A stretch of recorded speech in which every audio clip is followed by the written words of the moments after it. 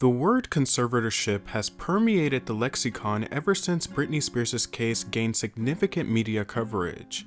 Movies such as I Care a Lot further moved the needle on the conversations surrounding conservatorships. Most of those conversations being polarizing and outright negative, shedding light on how the conservatee can fall victim to the very people who are appointed to help take care of them, whether that be financially, emotionally, or physically. They can be put in a vulnerable space to where they can be taken advantage of. There's not many hardcore regulations regarding conservatorships. By definition, a conservatorship is a court proceeding that begins when a relative, friend, or public official petitions the court to appoint a conservator. The court will appoint an investigator to interview the conservatee and determine if a conservatorship is justified. The conservator is responsible for the conservatee's daily life, including food, clothing, shelter, and health care. The conservator is responsible for the conservatee's financial matters, including paying bills, managing investments, and filing taxes. It is a vast and important amount of control to have over someone's life, and ultimately that's why it should be a very delicate and difficult process. We also can't ignore the financial aspect of a conservatorship, because it can incentivize bad people who care about money and only money. Here are some celebrities who had their brush in with the world of C-ships, but were not formally placed under one. Mariah Carey. In the early 2000s, Mariah Carey was having a rough time.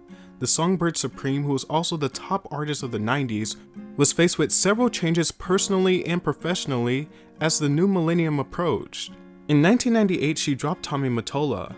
The rift had served as a catalyst for her creative and stylistic freedom on 1997's Butterfly. Mariah compared it to a teen and parent arrangement where independence is earned in increments.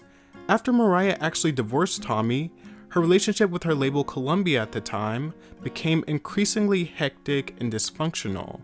After disagreements over musical direction and single choices, she worked out a deal that would allow her to leave the label, which featured the album Rainbow, a greatest hits, and a remix album. She stated that she was afraid that Tommy would try to destroy her. 2001's Glitter would lead to a commercial and critical low point for Mariah. Mariah stated, "Rainbow closed out the 20th century, and for me, that was the bridge to freedom, but as they say, freedom ain't free." She would go on to sign a groundbreaking $100 million record deal with Virgin Records that was supposed to last for 5 albums, and allowed her to have full creative control, but it didn't pan out in the long run. Much of what went wrong with Glitter led back to Tommy, she said. He was angry about the divorce and my departure from Sony, and he used all his power and connections to punish me, and everybody else around me knew it was happening, including my new label. Tommy and his cronies went as far as taking promotional items like my stand-up advertisements out of the record stores.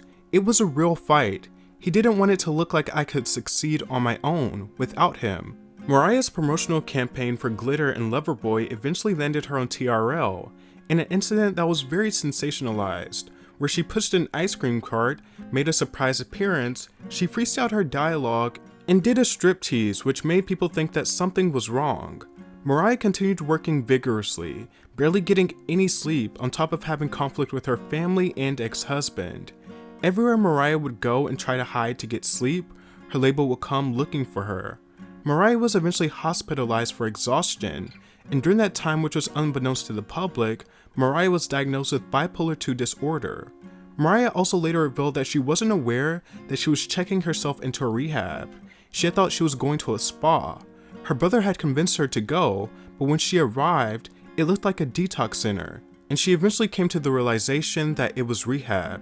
She was too exhausted to decline, and didn't even read over everything properly before signing papers. Eventually Glitter was released, and so was Mariah. Glitter was released on September 11th, 2001. The negative press leading up to Glitter didn't help its sales. The movie was a massive box office bomb, and the Glitter soundtrack was her worst performing effort at that point in time. Virgin Records bought Mariah out of her $100 million contract, and this was pretty much seen as the end of Mariah Carey as we know it. Unbeknownst to Mariah at the time, her brother and mother were trying to take advantage of her while she was exhausted and overworking herself. and they were slowly painting the picture that she was unstable to gain control over her finances, and them leading her to believe that the rehab center was a spa was a key part in forming that narrative. But luckily this story would have a happy ending. Mariah would release her massive comeback album in 2005, go on to have kids, a husband, and a divorce again, but she's in a much better place and she is a music legend. Sheen. Charlie Sheen has long been a controversial figure, and like many men in the industry, it has been chopped up to living the rock star life. Rising to fame in the mid-80s with a string of successful films, his controversies would seem to take precedent over his image and career in the 90s, and the 2000s of course. Way back in 1998, Sheen had a stroke after overdosing while using cocaine and was hospitalized. He's had a long battle with drugs that would ensue for decades. And he's saying, don't call 911, but he got him on the phone and he was very, very intoxicated. Also, apparently in a lot of pain. Kind of weird, the phone call I received. He's also come to be known for sleeping around and domestic disputes with girlfriends. In 2011, it was reported by numerous outlets that Charlie's family was trying to pursue a conservatorship in order to get his life under control, according to a news report. Sheen is very, very depressed and feels like the world is going against him. Charlie's parents are discussing getting a conservatorship of their son. Martin and Janet know that it's highly unlikely their petition would be granted, but they're trying to do whatever possible to save Charlie's life, an insider told Radar Online. The conservatorship would never take place, but a slew of other controversies would go on to follow Charlie Sheen. Lindsay Lohan. Lindsay Lohan is one of the defining teen idols of the 2000s. From Mean Girls to The Parent Trap to Freaky Friday, there's no shortage of classic coming-of-age or teen movies in her filmography. Like many of her peers, her transition into adult stardom was not smooth. By the mid-2000s, she was bombarded with scandals surrounding drug usage, alcohol, and partying. She also admitted to doing cocaine. She became a tabloid fixture. Her fraught relationship with her dad was also public knowledge. Her dad was in and out of jail her entire life, and has had many claims of being verbally and physically abusive made against him.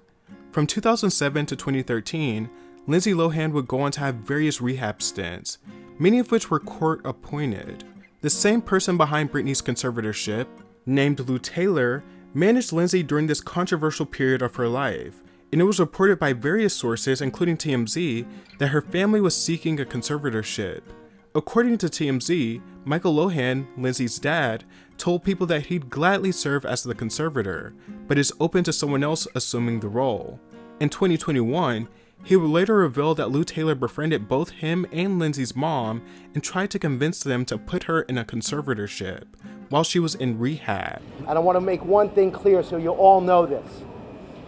When Lindsay was supposed to go into Morningstar Rehab, they started to reconstruct everything there for Lindsay to accommodate her.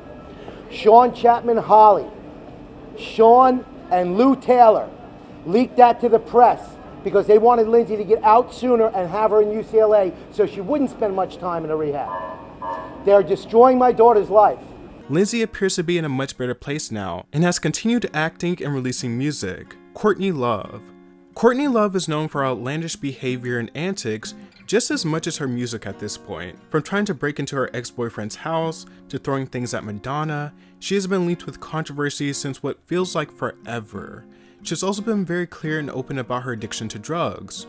During one stint in 2004, she was ordered to do 18 months in rehab. Things got so bad, she lost custody of her daughter, Frances Bean Cobain. Not once, not twice, but 3 times.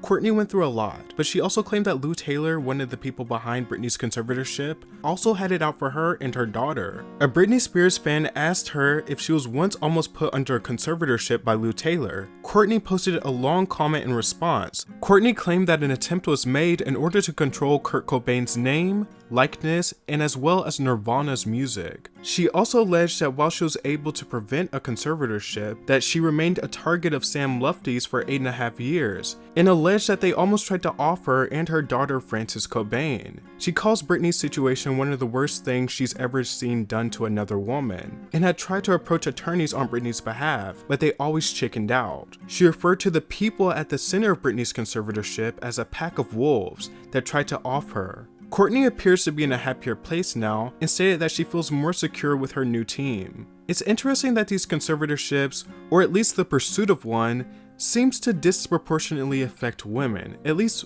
that's what we see in the public eye. And then when you also consider the people who aren't in the spotlight, it adds an even more varied conversation to the topic of conservatorships.